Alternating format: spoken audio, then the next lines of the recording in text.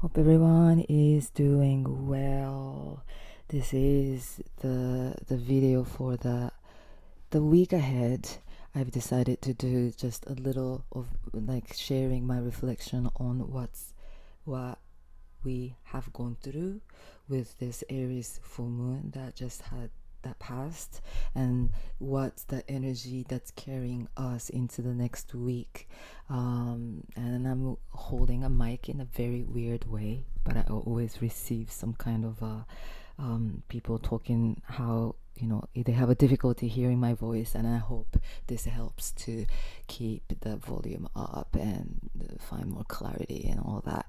So this week, let's talk about that energy that had passed with this Aries full moon, right? Because this energy, that cardinal cross energy that got activated under that Aries full moon, is the energy that's still carrying us over this week. This week's number one big energy building is when the sun reaches to the 29 degrees of Libra to square Pluto at 29 degrees of Capricorn, right before the sun ingresses into Scorpio. Right, that happens on 22nd, on Tuesday. It's gonna meet with Pluto the final time in the square.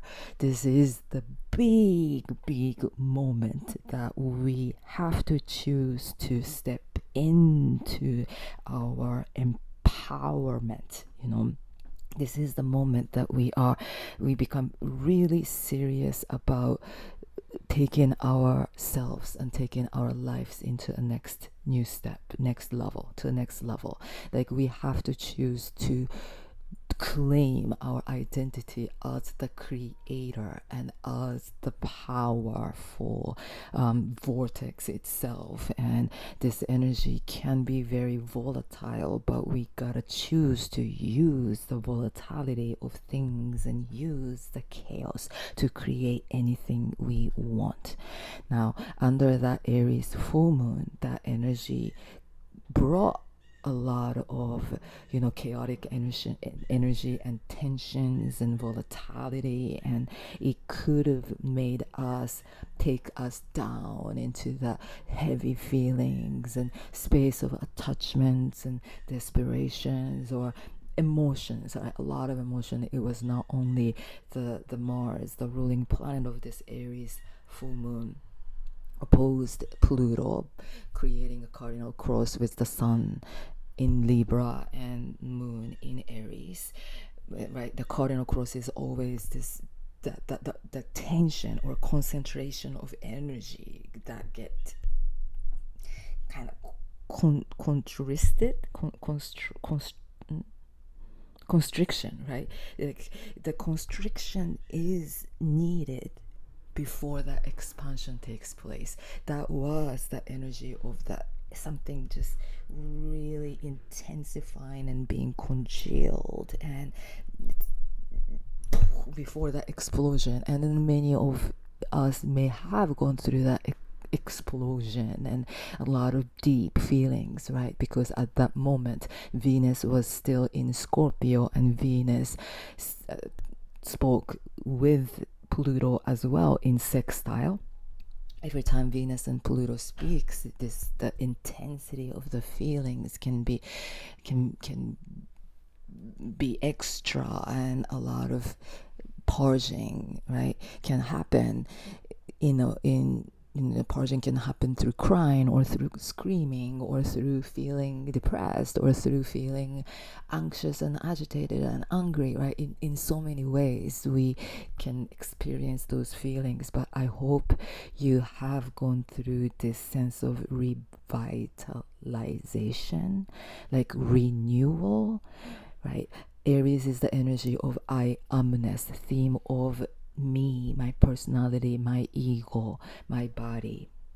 So identity is really shifting now, and we want to hold the desire and intention to connect to our like a true identity as spirit, the higher self, the creator, however we name it, the ultimate one and the whole, right? It's just like we need to keep us plugged into the desire to connect to our spirit, the state of being where we are ever free and ever, free from stress, free from feeling desperate, free from anger, free from sadness, in a way, not in a way of apathy, but in a way of really seeking to find that true sense of freedom, moksha, liberation from attachments and liberation from illusions, right? In a spiritual sense of that liberation, like we need to keep plugging ourselves into that core desire of self-realization now, because I feel like this energy feels like the universe is testing us. The universe is testing us. The Pluto is testing us more. The Plutonic nature of our own self is testing us too, right? It's not about outer entity testing us. It's not the universe outside of us testing us or God testing us. It's about our higher self, the God within, the creator within is testing our lower ego-driven aspects of ourselves if we are choosing to stay stuck in old karmic loops of feeling this way or that way, or being influenced by this or that, and going ups and downs of our own emotions and feelings and all that. That's our old nature, same old similar patterns of feelings, right? Or are we choosing our free will to radically shift the way we respond to situations, and we choose not to respond in the same similar old frustrating ways, but we choose to respond in a way that makes us feel freer and lighter and optimistic, and it's just like whatever happens and it's good, right? I don't really care how this is gonna work out. I don't really care if this is gonna work out or not.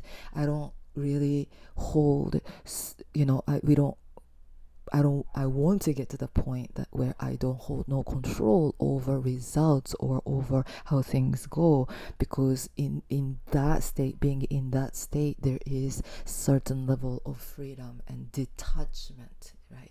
So we are not sucked into the screen of our reality. We are not just really heavy being stuck with the densities of the reality that we experience within this 3D world, within this reality of ours. But we choose to kind of move away from that density of the reality, where we can feel less affected by certain triggers or certain stress or certain wants and needs and desires even. And the more we move away from that density, we are connected more to that lighter crystal bodies and crystal sense of self, like less dense energy, right? And in that space, we feel like there is this sense of all is wellness, right? All is well. Everything is happening for whatever reason, and everything is working for the higher good. Everything will work out in the end, no matter what, right? We can hold that kind of faith, and we can let things flow however way it wants to flow, without us holding resistance or holding some kind of control over them. And that gives us this sense of freedom, right? And that the dance of chaos and order is something that we are witnessing, right? We can go through this very heavy energy of attachments and chaos and density and like sadness and pain and all those things can hit us in one moment. But chaos is that dynamic force, right? Dynamic, volatile energy that holds potential to destroy anything or regenerate anything, create anything, right? Chaos is that energy source of creation, all right. Without chaos, there is no creation, and that chaos can hit us hard, stuff our heart hard, but also just like the universe, breathe with, with the alternation of energy of chaos and order. When we hit the bottom of the black hole, we rise up to the highest of the white hole, if that exists, whatever. I just mentioned that as the the dualistic nature of white and black. It's not that depth is the heavy bad and up is the light good. No, right? It's the alternation of energy of both. There is no such a thing as one is good and one is worse, right? Anyway, you get the point. But that is the energy that the chaos is the energy that can destroy us and destroy our ego, destroy our beliefs, destroy our certain mindset that we hold on to so much, or even the self-image that we hold about our own selves. And this is me, and this is this way, or this is all that can be destroyed by the force of that chaos. And also through that distraction, we can come back to stand on a clean slate of infinite possibility within that open field, right? So if we want to really take our life into the next level, we gotta go through that chaotic distraction, right? Being killed and being destroyed and being stabbed and feeling heavy and down and all that. That's what Pluto is doing right now. Pluto is testing us at 29 degrees of Capricorn. This is the final 1 month of Pluto being in Capricorn. Pluto ingresses into Aquarius on November 19th, right? So this is this last final 30 days or so while Pluto is in Capricorn. We are being asked to release the old foundation, release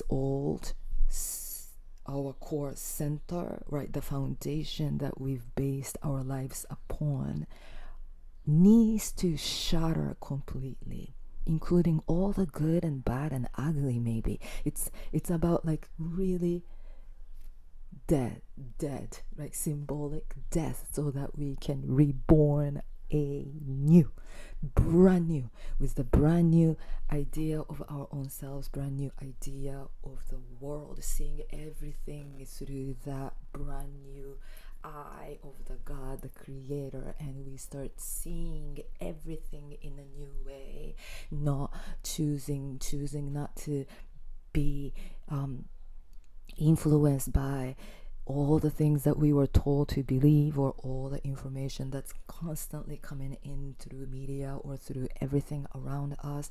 We are going through the moment where we are doing the complete reset. This idea too is not serving me, or this information I need to move away from. We need to come into our own center, our own inner spirit, to clear everything, every noise and dust of the mind, so that we can really sit in our power and choose to hold a devotional commitment to walk the path of empowerment, right? Pluto is about that empowerment, empowering transformation and evolution. Now, this week, Pluto will Pluto and the Sun square, right? Final time in our lifetime. The Sun represents our immortal essence of who we are. It's the essence of our truth, right? The Sun is the immortal essence. Even though, right, we look up the birth chart from the geocentric way, from the earth-centric way, and from that, when we look at the map, the sun moves around, but it's that's not the reality, right? The heliocentric astrological chart can be calculated too, and then sun is at the center, and the earth and all the other planets are spinning around the sun. So the sun represents this sense of immortality and the true pure essence of who we are and the nature of us. And with that sun, the soul, the symbol of the eternity, speaking with Pluto, the destroyer, the lord of the dead, the underworld, there is something that is coming up from our own inner depth, and so that we can shatter and we can let go and we can release all the delusionary senses of self, and let go of all the attachments and all those kind of things, and so that we can feel this true sense of liberation. This energy can bring up that energy of intensity and chaos, but also we got to remember chaos is here to restructure us. It's not only to destroy us, but restructure us, kill us, so that we can reborn anew, right? So that is a big energy playing out this week. And under that 22nd on Tuesday, Mercury will also trine Saturn. Mercury-Saturn configuration. Mercury is in Scorpio, even though the Venus ingressed into Sagittarius under that last full moon. Mercury is in Scorpio. The Sun will dip into Scorpio. Scorpio holds density, right? Scorpio holds this space of a shadow, the dark hidden space of secret and spirit and magic and witches and all that kind of things, right? When Mercury and Saturn speaks to each other in a water sign, we can bring a little bit of practicality to that. We can make sense of that deep emotions, right? Sometimes that deep emotion of that scorpionic water energy feels just so intense and it doesn't make sense, and sometimes that water can swallow us. The deep feelings and emotions can swallow us, and we may feel like we're drained. But with Saturn comes in, Saturn brings a little bit of discipline and practicality, and it kind of teaches us to be the master of that tsunami, that water. No, we gotta be the water bender, right? We can be the alchemist to use water to make magic, and rather than being swallowed and being drained by that water. No, we gotta be that water bender. We are always the one who holds power. So whatever outside things can trigger us and pull us here and there, but know that everything is happening for a reason, right? Everything that shows up in life holds some kind of a intention behind it.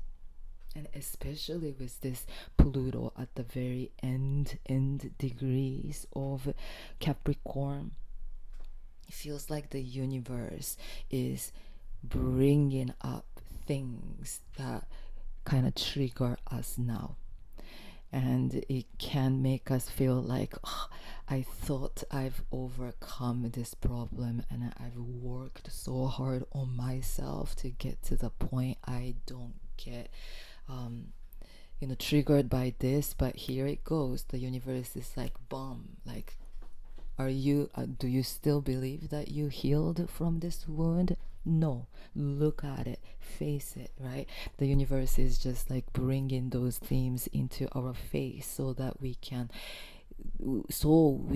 don't get beaten up by that, but we want to get to the next level commitment to go beyond that. No, No, I'm not gonna continue to carry this trauma into my next new chapter of my life. No, I choose not to continue to be a victim of this thing or that, or this situation or that. And I know everything is happening for my highest good, and so that I can choose to let go and release and move beyond this discomfort, right? Those discomfort can also give us power. So we gotta choose to use everything that happens this week to kind of to fire, to make our fire burn, to get to the point that I'm choosing to burn it down, burn my ego, burn up, and those desire, desperation, burn, and I rise from my own ashes, right? That's the Pluto Sun archetype. There is magnetism whenever Sun and Pluto talks to each other. There is a charismatic magnetic force that is coming together, and we want to use this energy to raise up higher and choose not to let this very volatile energy to pull us down into the heavy realm of despair. And then 24th, on the 24th, on Thursday, it's the last quarter moon. That's the final quarter moon, the half moon phase between that last full moon and next new moon that happens on November 1st. November 1st is the Scorpio new moon, and with that new moon we are gonna be finally out from that eclipse season that started in September. It's shifted a whole lot since that, like, late August. Things has been very murky, and big feelings and a lot of mutable energy was strong in August, early September. On September 17th, there was this, right, Pisces full moon lunar eclipse happened at 25 degrees of Pisces. It brought a lot of themes of endings and big release and purging, right? And then October 2nd, there was this solar eclipse happening, the new moon eclipse at 10 degrees of Libra with the black moon Lilith and Mercury. A lot of deep, heavy energies has been bubbling up from our psychic realm. And now, right after that Aries full moon on the 17th, now we are ready to start really claiming that new identity, new sense of vision, new sense of awareness of where I choose to go next by releasing maybe old vision, old dreams. I thought this was my dream, and I thought this was what I wanted to get, but the universe is maybe showing us that's not the way to go, right? It's like we want to not we need to right now choose to use to it's not using the universe. It's like we need to be used by the universe, cosmic realm, by us releasing and letting go of our egoistic need. And we want to really be an open vessel for that cosmic energy to move through us, so the universe can guide us here and there, right?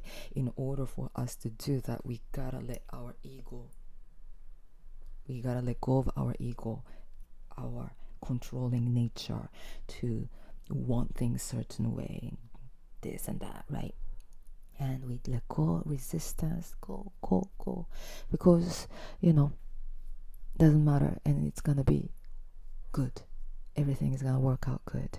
Now, with that last quarter moon, and that's the faith, right? We gotta believe that, right? Whatever we think, whatever we imagine is real.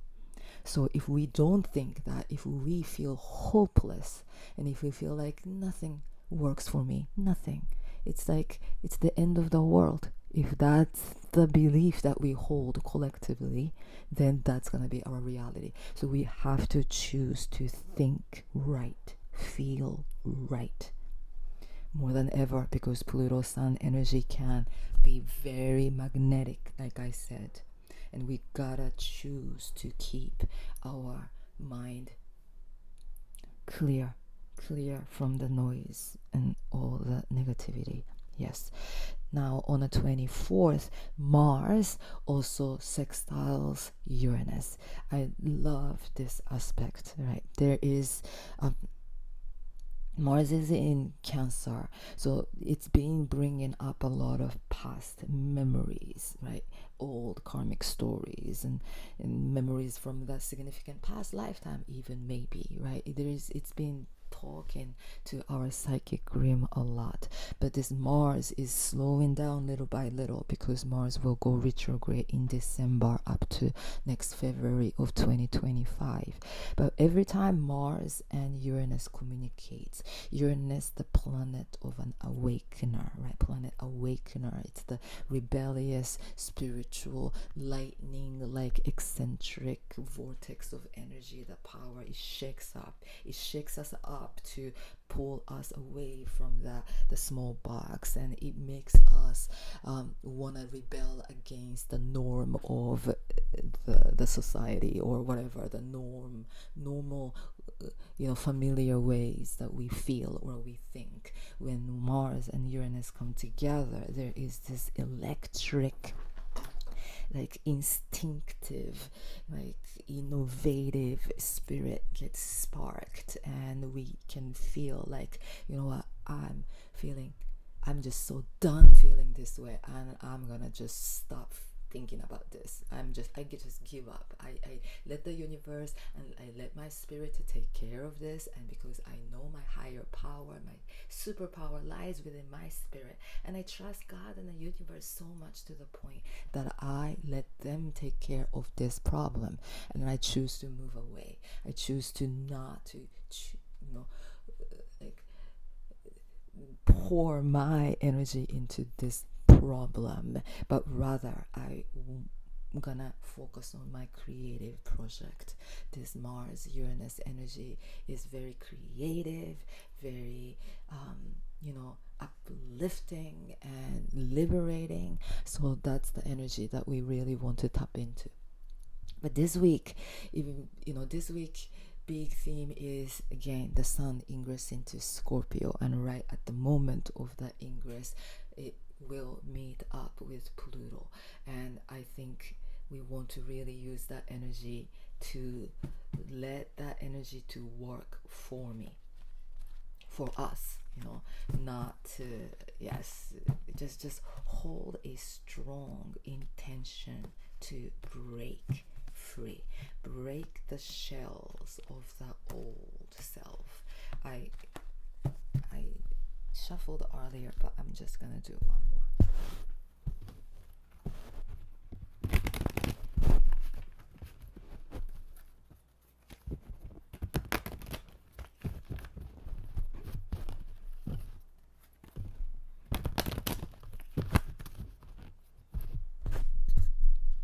Yes, radical changes. We are rebirthing. Death card. Theme of this week, the death. We are really moving into the death card realm, because death card is ruled by Scorpio too, and the Scorpio season arrives on the 22nd. But even, the death card is all about transformation, ending of one chapter, the death of certain aspects of our own selves, and so without dying we cannot reborn anew.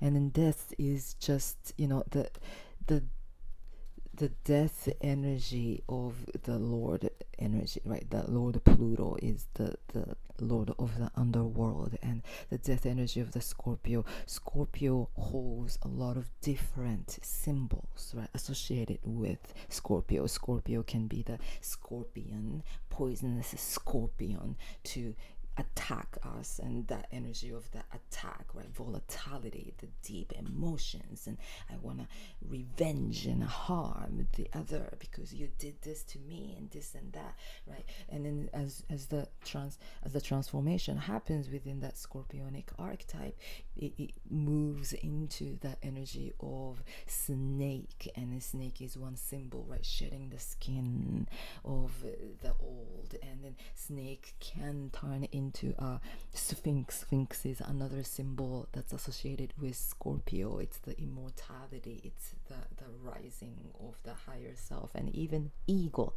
is one of a symbol of the Scorpio. There are a lot of different things that can be connected to the Scorpio because the theme of Scorpio is the death, rebirth, transformation.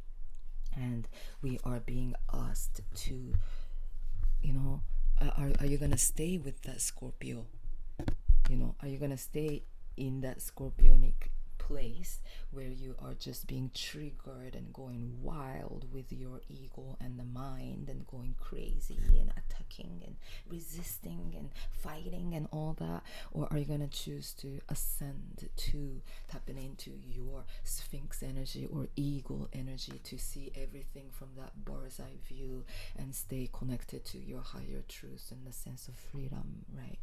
And that is very important. And the Seven of Cups is here also, the Lord of illusions, and we need to move away from that illusions. And Seven of Cups is the energy, right, with the in Rider's deck, those cups hold the castle or the snake coming out, or the man's head is there in Rider's deck. A lot of illusions, and this guy is looking up into the sky and then seeing all the cups filled with all those things, and maybe none of them are the choice we need to make, right?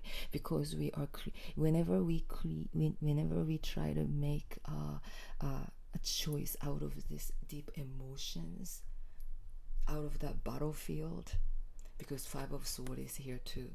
Like, we need to move away from that battlefield, and we need to not to respond in an emotional matter. And that emotional matter is the trigger, like, and then responding, fine, right? Be emotional and express your whatever you need to express, and it's okay to go wild with that.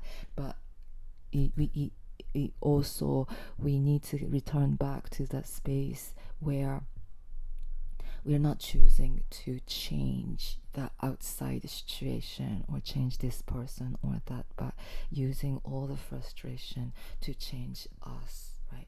Everything is happening for my own death rebirth process. Everything is being provided for my highest good. So I choose to not to let anything to influence me, King of Wands, but I choose to be the master, hold this mastery over myself, over my fire. Fire can be that destructive, burning anger, frustration, but fire can be the aspiration, right? Ambition. It's the spiritual essence. Fire is the element of spirituality to make us rise and set us free. And it's the ascension energy, right? Fire uprises, and we need to choose our focus. We don't want to let our energy focused on those things, the battlefields and illusions and confusions. No, they are all here for us, and our practice is to again and again, when those resistance shows up, let go. I choose to let go of that grip. I choose, this too is making me uncomfortable, but I choose to let go of that. By choosing to let go of those resistance, every time they rise within us, we become closer to God. And may we be that master of that fire this week. King of Wands is a great card of that self-mastery, and that mastery of our creativity, our own passion. Choose to you bring your fire into the project that gives us make us feel good, right? Makes us feel inspired and excited, and that's the energy we want to really stay focused on this week. Yes, thank you so much for listening. Wishing you all the beautiful, wonderful week of transformation as we move into the Scorpio season. Yes, season of witches, of that wild wizard. May we be that wild wizard to make magic in life and create more peace and love in the world. Yes, and everything starts within first.